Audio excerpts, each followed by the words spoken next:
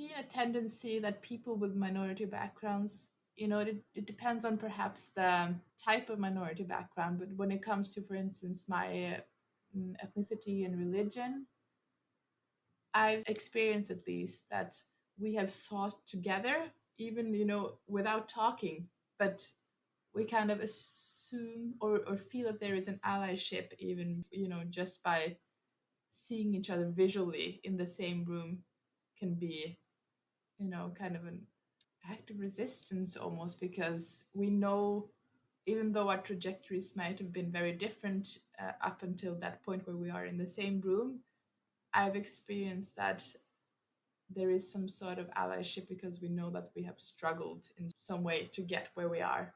Welcome to Color at Work, a safe space for sharing and strengthening the Black and Brown experience in the workplace.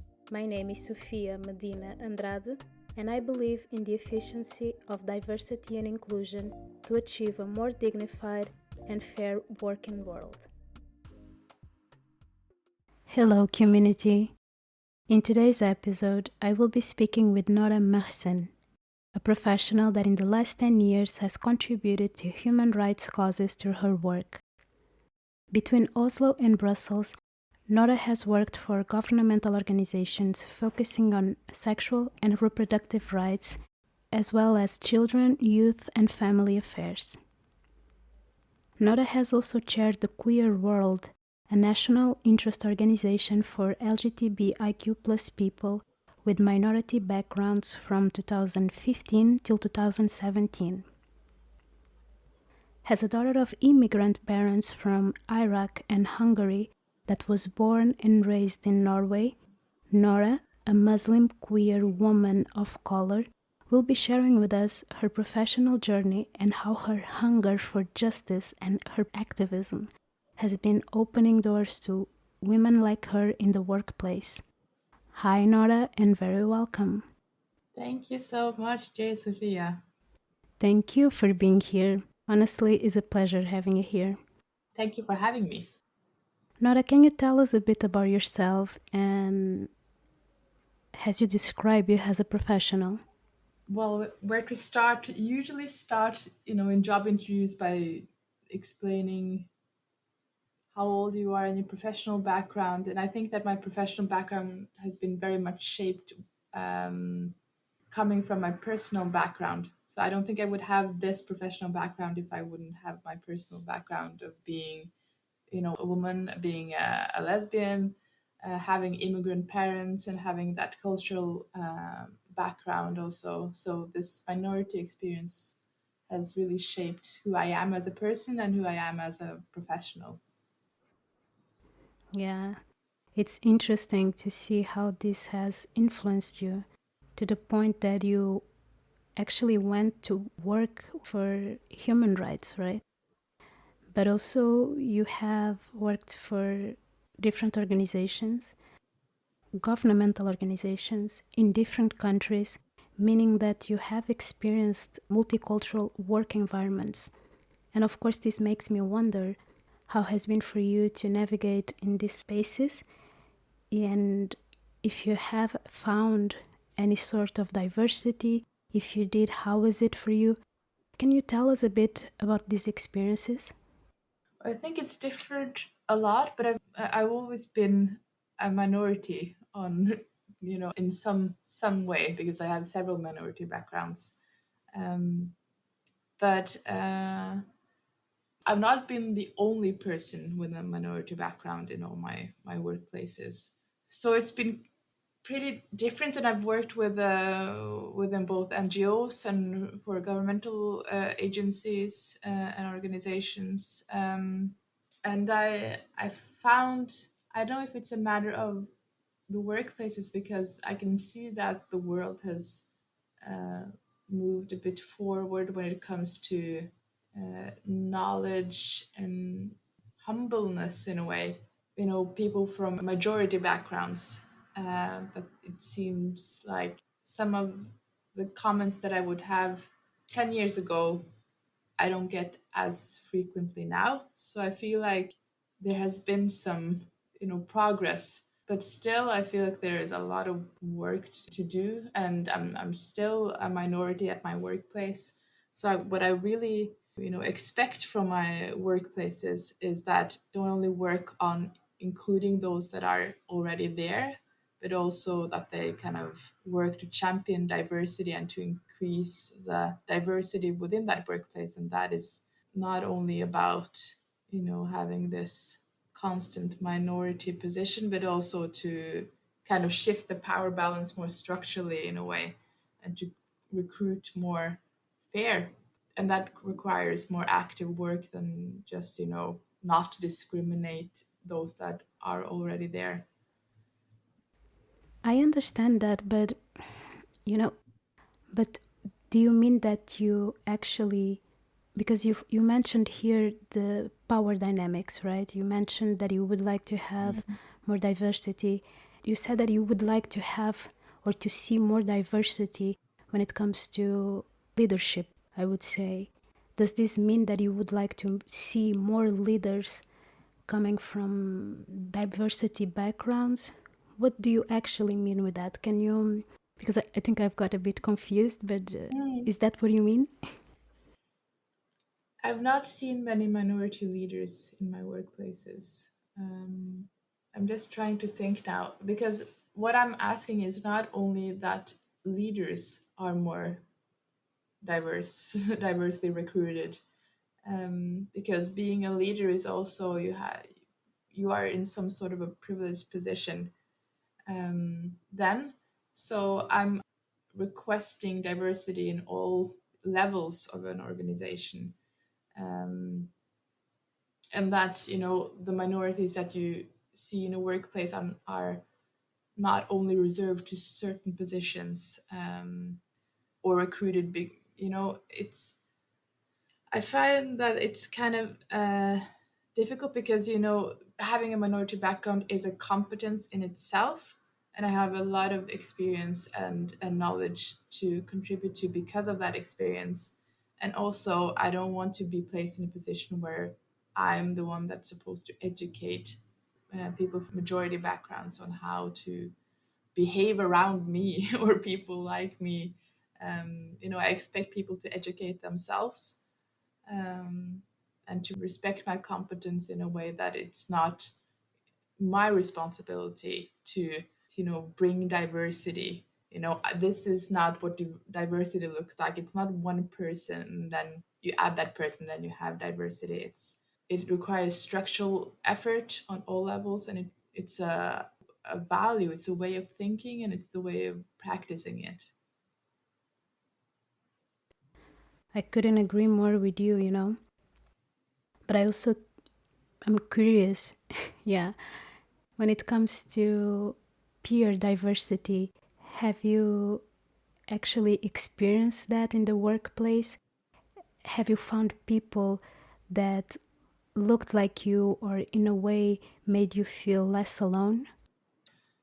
Definitely. And I've uh, seen a tendency that people with minority backgrounds, it depends on perhaps the type of minority background, but when it comes to, for instance, my ethnicity and religion, I've experienced at least that we have sought together, even, without talking, but we kind of assume or feel that there is an allyship, even, just by seeing each other visually in the same room can be, kind of an act of resistance almost, because we know, even though our trajectories might have been very different up until that point where we are in the same room, I've experienced that there is some sort of allyship because we know that we have struggled in some way to get where we are.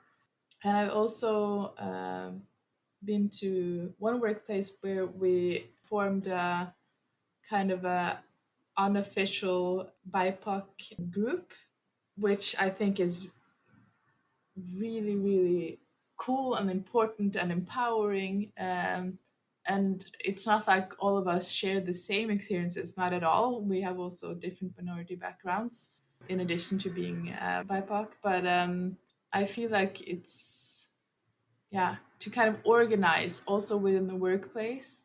I wish I had done that earlier, more, systematically in a way. It's beautiful to hear that you actually took that initiative and you put that in practice. But of course, I'm hearing you talk and I'm very curious and intrigued by the way that you express in all these environments, the way that you express and live your racial, religious, and sexual identity.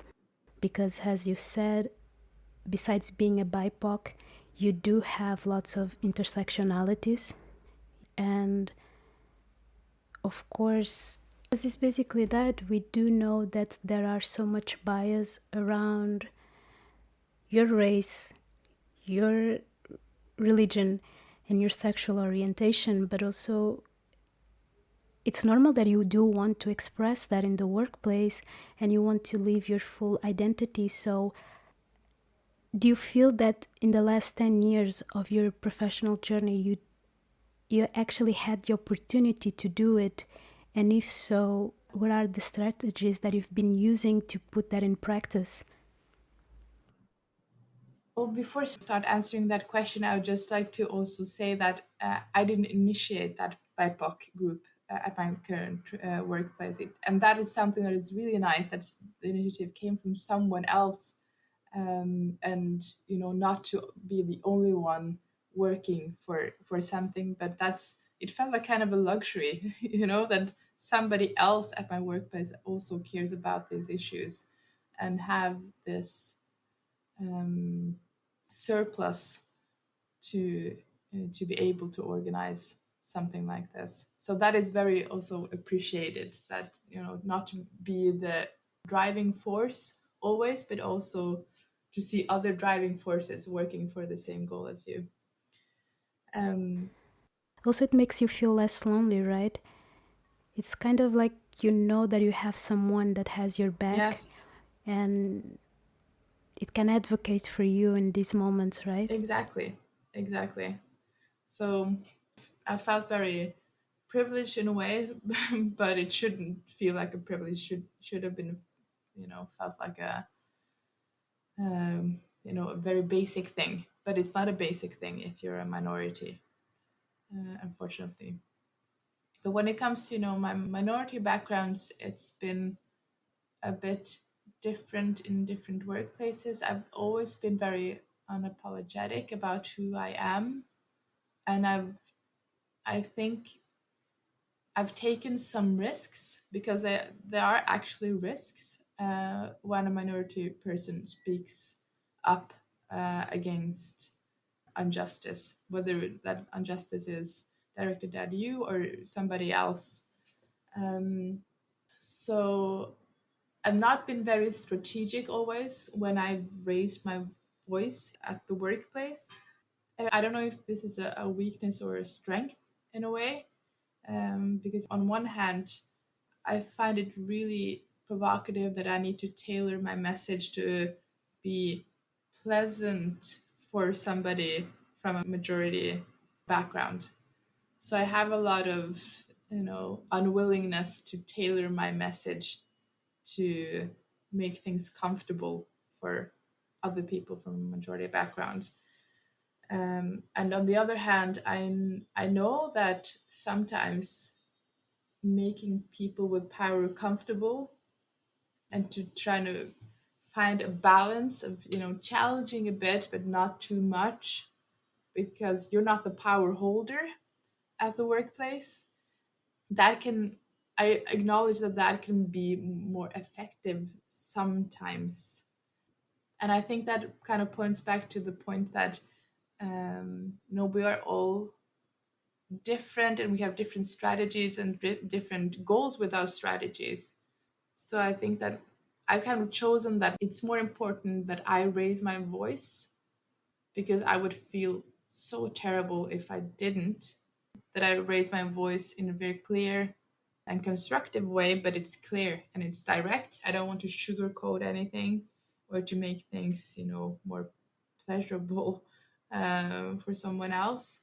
Um, and I'm kind of at peace with the potential consequences that might have for me, the potential negative consequences.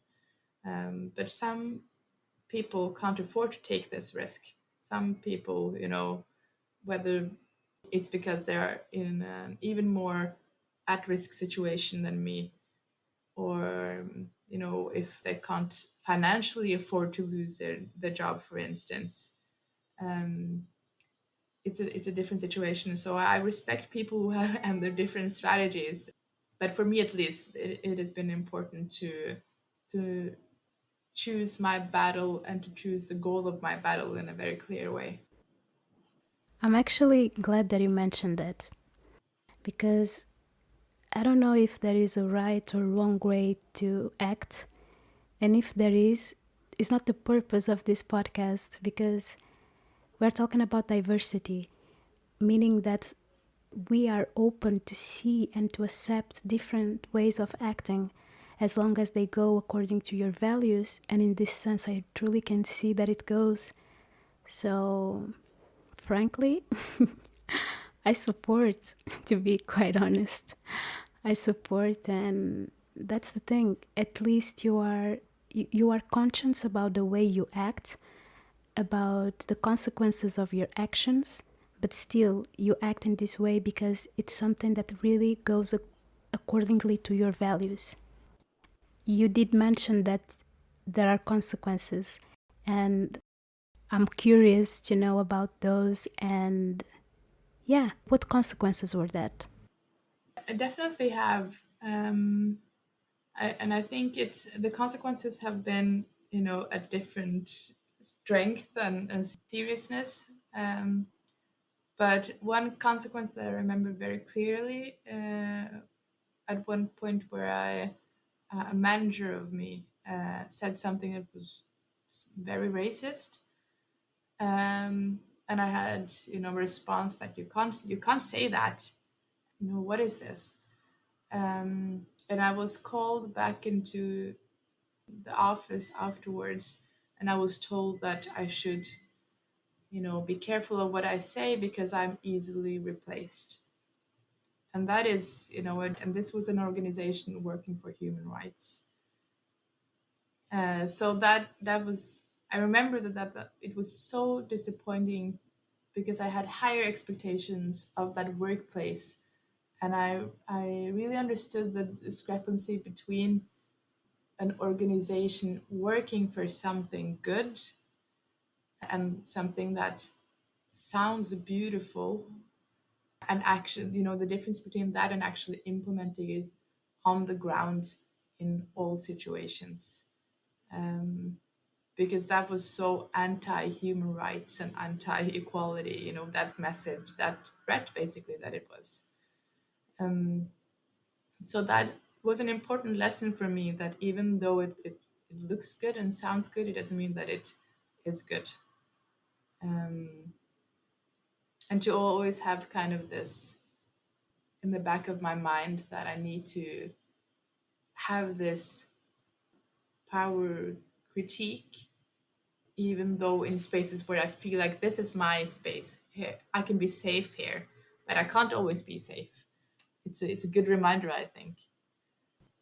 And it's also weird, because as you mentioned, it is an organization that works for human rights. So your work is to advocate against behaviors and actions that are in a way hurting and disrespecting everything that is related to human rights. But then when you do speak up for yourself in the organization, you are threatened. So yeah, it's nonsense, it's weird, but at the same time shows how these topics are fragile and how people are not willing to talk about it. Because as long as you start to raise the problem or the topic in this case, the only way they see it to deal with that is to shut it down. And also, this should be a safe space, right? If it's an organization that is advocating and fighting for human rights, it should be a safe space, not a place in which you have to measure your words when it comes to injustice, you know? It's it's crazy, honestly. And well, now I'm speechless in a way, because I wanted to ask you about the biggest challenge that you had to overcome throughout your career. But now that you said that, I'm wondering, wasn't that one of the biggest challenges? If not, what challenges were those? Can you share with us?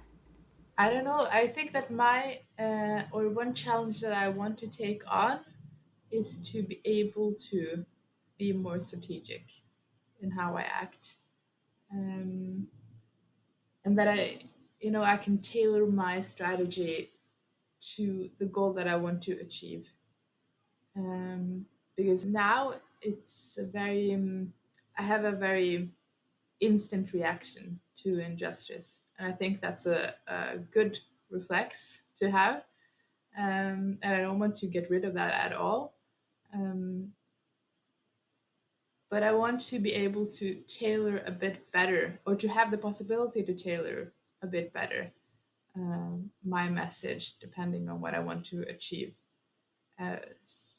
Sometimes it can be very clever uh, to make people in power position to think that some action or some thoughts are their own ideas instead of being imposed, or so that is kind of a challenge that I've given myself, not because I want to change what I do, but to be even more aware of what type of response I should choose when, and that it's an active choice, and a more strategic choice in a way.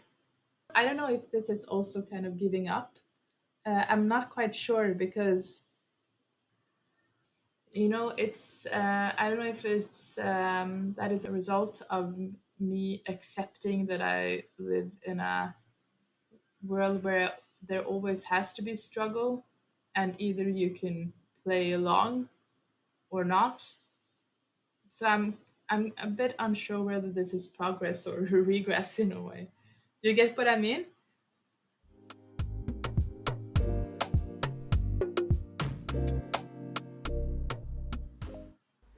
I feel you on this, because we change along the time, and we evolve, and we get more mature, and we start to find new strategies, new ways to put in practice our skills, our voice, but it's a journey. It's a journey, and along this journey you learn, but also you evolve.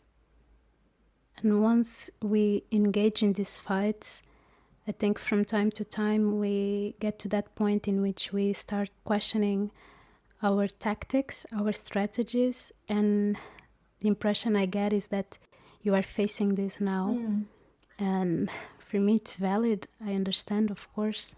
But also it's a contradiction. I think it's an internal contradiction, because you do know that you have to measure yourself up, but at the same time you feel you just would like to be in a place in which you could safely be you. But the same also applies to your partner, I assume that you might think twice if you should mention if she's a woman within the conversation or not, or even about your culture, talking openly about that, because again, I assume, because from the moment that you start talking, you will be bombarded by questions about your culture, and sometimes you just want to make a comment, I cannot stop myself but thinking if our white colleagues have to be constantly vigilant about these things when it comes to white culture. I believe they don't, because it's a dominant culture, so for them it's a normal thing, But for us it's not. It's definitely not. And of course this, you cannot stop but comparing, right? Because as you mentioned, you are passionate, you do believe in these causes.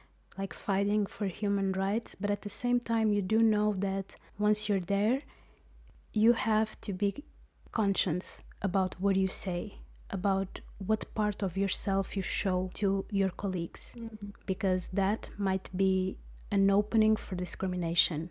And to what extent is this right or acceptable, or should actually be a reality? Yes.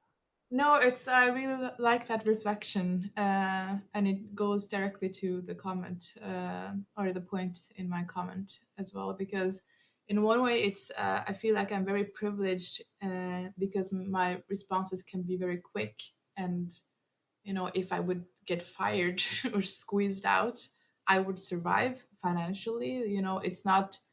I'm privileged in a way that I can afford the consequences if there are consequences. Um, but at the same time, also, it's really unfair because these kind of considerations, people from majority background don't have to, weigh their words in the way that we have to.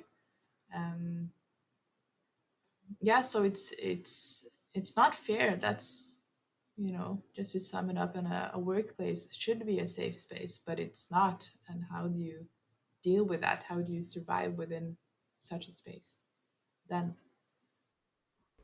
I don't know, you have to be constantly vigilant of yourself. So you're working in a place that fights for human rights, but at the same time, this is the place where you have to be constantly vigilant about your background. It's just like, I don't know. Honestly, I don't know. I don't know if you would like to share with us a situation that was very uncomfortable to you. Well, you already did share a situation in which your boss basically threatened you, but I don't know if you have, or if you feel comfortable to talk about some episodes related to your colleagues, because I do know that those episodes exist. You do know, but now my question is, do you feel comfortable to talk about it? Well, here again, I have to weigh my words, um, because being honest, it's one thing when you talk to friends, and you are my friend definitely, but it's one thing when you can talk privately and when you can't. And again, we have to make this kind of choices of what to share, and when, and in which spaces. So I'm thinking about a case that is suitable to share, because I have many experiences, but that is suitable to share for a wider audience. And there has been, several situations. I think that, in a Norwegian context, uh, not having an accent, for instance, or to be read as Norwegian enough, also has given me privilege, and it also has, let people say things around me that they shouldn't have, things that people think and mean and have done, and they share it around me because I think that, uh, I don't know, maybe I, in some situations, pass as Norwegian enough that people, don't watch their words as much, and don't expect that reaction from me. So, for instance, not being black myself, that people would allow themselves to say things about people that are black that they would have not said, if there was a person from that background in the room. Um, yeah, so it's difficult to choose one example, but there have been maybe even more examples of me witnessing injustice towards other groups than myself, and that people have not expected me to raise my voice. Um, you know, you get my point? I do, especially when you talk about the accent, because unfortunately it's a classic of racism, right? Mm. But also how having an accent that is so-called white can in a way protect you, right? So it's kind of a survival tactic that we use in order to avoid racism, but it's just so tricky, you know? It's really tricky. It's like it reminds me of code switching in a way. You have to adapt, you have to hide yourself in a way. You have to become white when facing white people in order to avoid or to escape racism. It's tricky. It's mind-blowing in a way. But at the same time, we all know what it is because I think we, in a way or another, most of us have been through that. It's just like been there, done that, you know? Yeah, I can, for instance, see a difference when I use my head wrap and when I don't use my head wrap. And people are kind of shocked if they see me with my head wrap. And I've had some comments also. Well, are you Muslim, or why do you wear it, or what does it mean? You know, people feel that they have the right to ask questions, and that they deserve an answer, um, when it's something that is none of their business, you know. And I've been trying to educate people to, um, you know, if you are curious about something or if you want to raise your knowledge, don't go to the minorities person first, and try to educate yourself and try to think about the effect that your questions can have on a person. Because of course it's a minority person is a very good source of information, but there are definitely a bunch of questions that you that are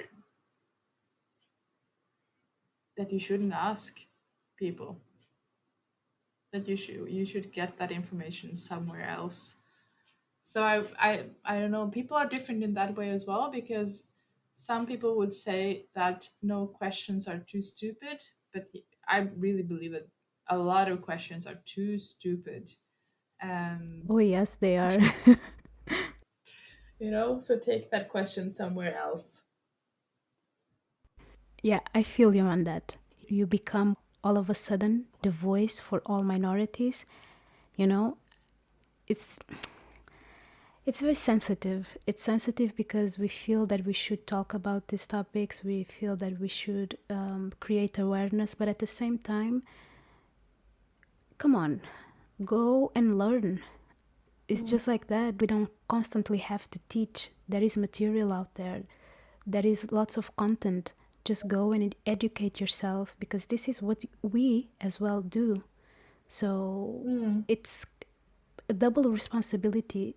So we are here deconstructing these learnings that we've been exposed to, and all of a sudden not only we have to deconstruct and learn again, but also to teach. No, if the material is out there for us, is out there for them as well. You know, I received the feedback from a listener that told me that would be interesting to ask the guests if they would have some advice or message to deliver to their white friends when it comes to actions, behaviors that they would like to see from them in the workplace when it comes to diversity and inclusion. And I don't have an answer on that. I don't know if it's something that I should or not include. Can you tell me your opinion on that? Because for me, in a way, I do understand, but in another way, I'm not sure if he's asking too much, Mm. you know? Mm. So, can you share your thoughts on that with me, please? Well, what might you rephrase it in a way that it, at least for me, feels more powering is, um, what do you expect from colleagues with a majority background? Um, what are your demands to them? So I'm not asking for something, but I'm expecting something from them, and I'm expecting solidarity. I think that's because people from a minority background can afford to be to act in solidarity with much less risk than those that are affected by the actual injustice. So I would really wish that people would use their voices more actively, um, and not to leave it to the minority person to say something or to resist or to verbalize an issue. Um, yeah, so I think not only talking to me afterwards and giving me support after a situation, but also actually be active in the situation in itself, so that I feel like that someone has my back, and that it's if I raise my voice, I will have people who would fight that fight with me in the situation and not only after it. Thank you. Thank you for sharing that with us. And I think that our white listeners will take that into account and take this as an opportunity to act differently in the workplace. At least I hope.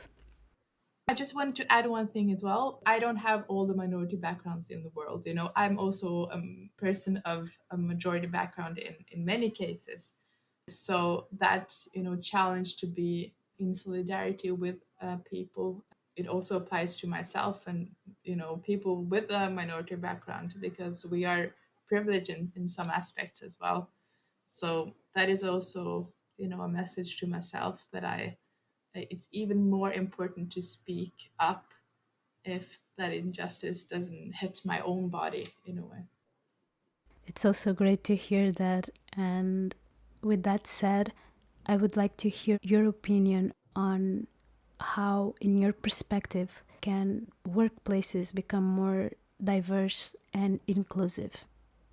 Well, when it comes to giving advice to how to make workplaces more inclusive and diverse, I think it's very important to place responsibility on a management level. Um, this is a strategic decision. And it requires action, and it's not something that you just put in a document or a mission statement that looks pretty, but it actually means that you have to do something, and that this doing should involve both the minorities that are already there, if there are any, um, but also to be uh, humble in a way, because it's not a matter of only including those that are already there, but actually how to make sure that more people are recruited more fairly, so that workplaces would represent diverse societies that we actually live in. Thank you. Thank you for sharing that with us, because I believe it's a message that should be out there more and more often. And, thinking about people from our community, people from the Muslim community, and members of the queer community, what is the message you would like to give them when it comes to how to express their identities in the workplace? I ask that because I feel that we are all still figuring out the best way to navigate those spaces. So I also believe that as much as advice we can get from people like us, the better. So, yeah, I would like to hear your opinion. I would like to hear your advice and your voice on that. Well, I think that, at least for me, um, being unapologetic about who you are is the first message, because I've used so much of my life trying to repress who I am, and trying to be Norwegian enough and white enough, and fit into the majority mold. And as I've grown older, I've seen um, other people, that I can see myself in. So I've seen that representation. It has increased just, moving from the small town where I grew up in to Oslo, the capital in Norway. Just visually seeing other people like you, and that also applies to a workplace. I think that it gives a lot of hope and power, and it kind of nurtures that fight that you need to fight in a way. So trying to find other people, using that potential, whether it's at your workplace or whether it's outside of workplace, try to organize a bit, try to um, find people like yourself that could, be the shoulder you could cry on, and somebody that you could discuss with, um, and to somebody who could, nurture that fight in a way. I think that's an important lesson that I've learned myself, at least. That's a good one.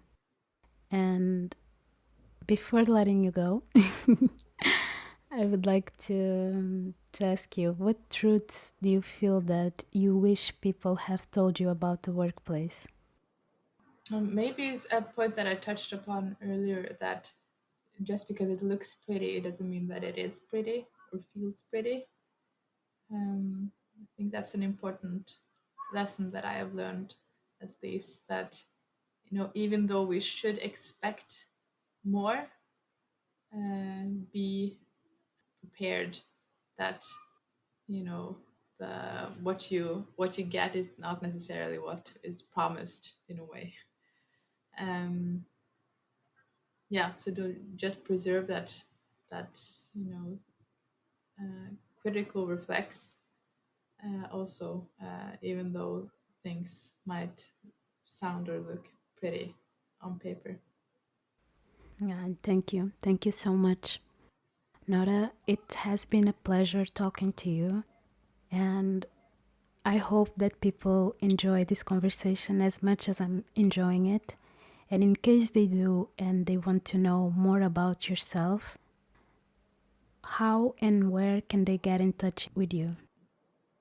Well, I've been very active in the public debate in Norway, a big chunk of my life, and I've gotten a lot of messages on Facebook, for instance, um, from different people, um, that have told me that you know they're glad that they are represented in some way.